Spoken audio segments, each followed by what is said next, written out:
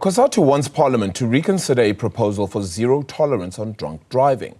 In the previous administration, the National Road Traffic Amendment Bill failed to reduce the drunk driving limit from 0.05% alcohol per 100 millilitres of blood to 0%.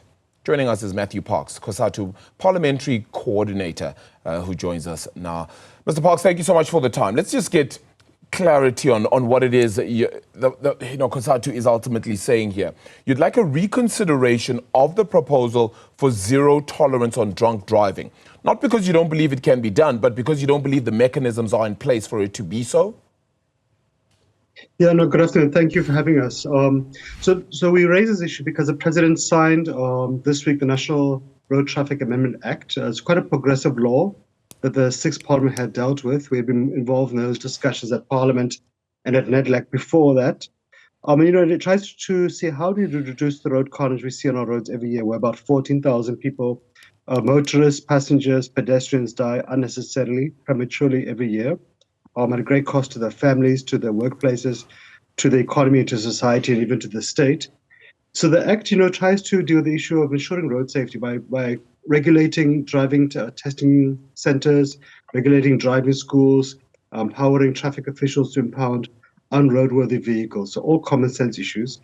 And in the original draft of the bill tabled at Parliament, the Department of Transport quite correctly and quite boldly tabled a proposal to reduce the level of alcohol you can have in your blood content for basically the equivalent of about one glass of wine or a can of beer to none.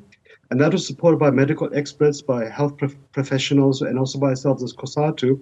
Unfortunately, when it went through Parliament, the members of Parliament decided otherwise and were swayed by the arguments to remove it.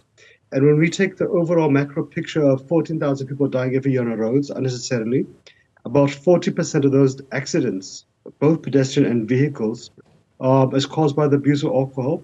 We know we have a serious problem with alcohol abuse as a country. We have a very unhealthy relationship with the overconsumption of alcohol, and really feel that if we want to assist in reducing this thing, we need to be a bit harsh, we need to be a bit strict. In a normal society, you may say this is not necessary, but given where we are right now, and we'll see it over Christmas holidays, we're going to see about 1,500, 2,000 people dying over this festive period. And we really think we should be a little bit less tolerant of our misbehaviors and a little bit more harsh in defense of society and in defense of ordinary South Africans.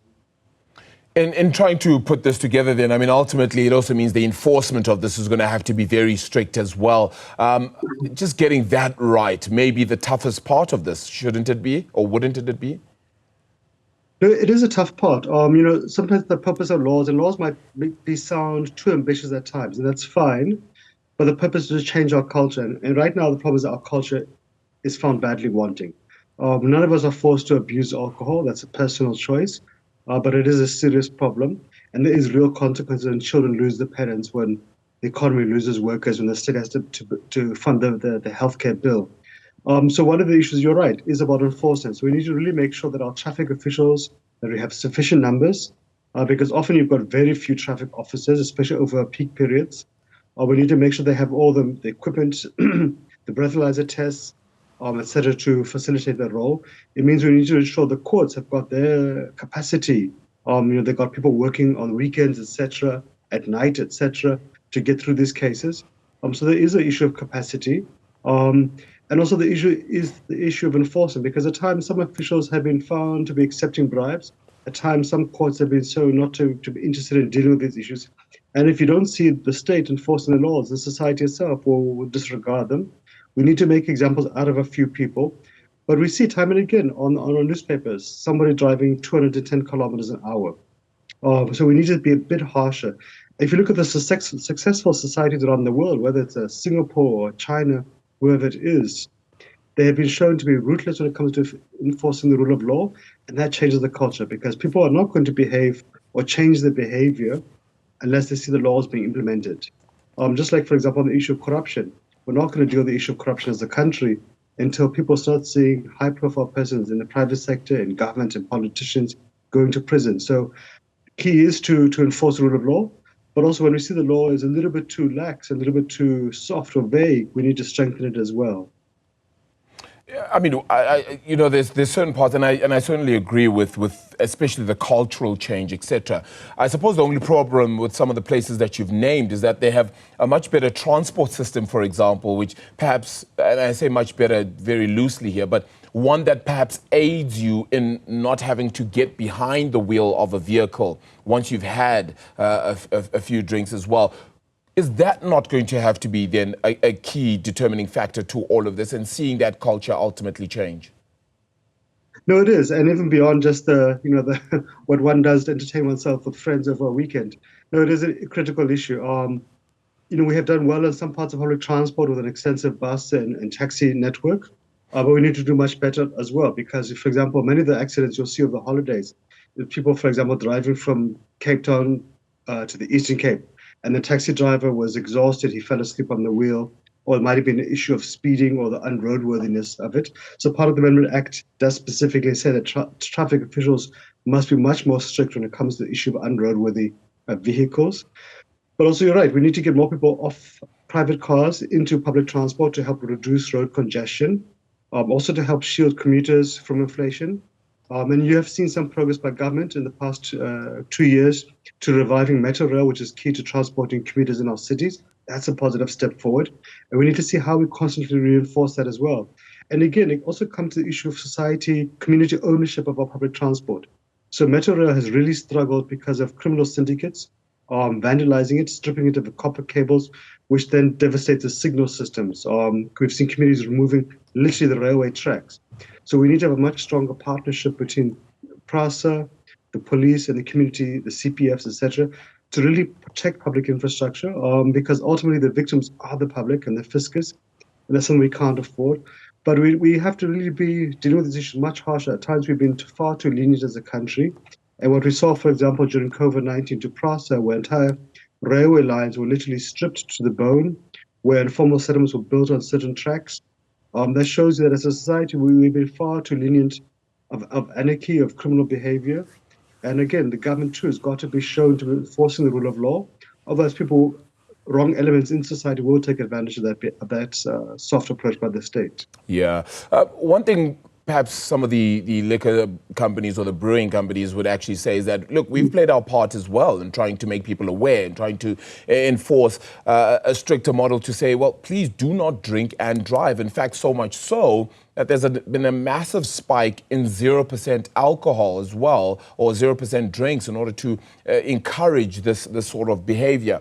Are you anticipating further pushback then from some of these liquor companies or these brewing companies as well off the back of this, and even some consumers as well? No, look, I mean, there's always pushing and throwing during change, and there's always debate, which is helpful. We had hoped to see in this administration the Department of Trade and Industry revive the Liquor Amendment Bill, which tries to address some of those issues. So under the Mandela administration, government amended the tobacco laws, trying to reduce consumption of tobacco, which worked with many degrees of success. There's a similar liquor amendment bill which says, can we increase the drinking age to 21? Because your brain really as a young adult only finishes growing by the age of 25, and excessive binge drinking by young people has an effect upon that. It also seeks to emulate some of the stricter advertising legislation the tobacco industry has to alcohol as well, to try to make it a little bit less popular, etc. Again, it's going to be a very difficult issue because it's been so widespread in society. We've normalized, we've made it even cool to drinking, to getting drunk. It's not going to be an overnight journey, but we have to make progress on that front because our road accidents are horrific and the level of alcohol abuse is high amongst it. You remember when government banned alcohol in 2020 over New Year's, for the first time in decades, Chris Hani Baragwanath ICU was empty over New Year's Eve, because alcohol is so prevalent over gender-based violence, over weekend violence in many of our communities. If you also look at the level of fetal alcohol syndrome, especially amongst farm workers, we are the highest in the world. So on so many different indicators, we've got a problem, and it really is a society-wide problem. There's nothing wrong with alcohol per se, and there's a space for a liquor industry. We have many jobs from farm workers to the retail and transportation sector, etc. Restaurants often make money out of it, but we need to have a shift where all of us collectively, as consumers, as the liquor industry, as restaurant and tavern owners, we really nudge society to a more healthy relationship with alcohol. And part of the bill as well is to say that if you are running a liquor establishment and you see your customers drunk, you must stop selling them alcohol. And at times people have not done that, and there's been consequences for those families who have lost loved ones as a result. So we need to be much stricter as a society, and that includes the industry too, also playing a more constructive role as well. Matthew Parks, appreciate the time. A very interesting one as well here. And I mean, the president seems to be carrying his pen everywhere he goes now. So he might be signing proclamations, as many as possible, over the next couple of days too. So who knows what we'll see as well. But appreciate this conversation. Matthew Parks, have a wonderful festive season. COSATU Parliamentary Coordinator.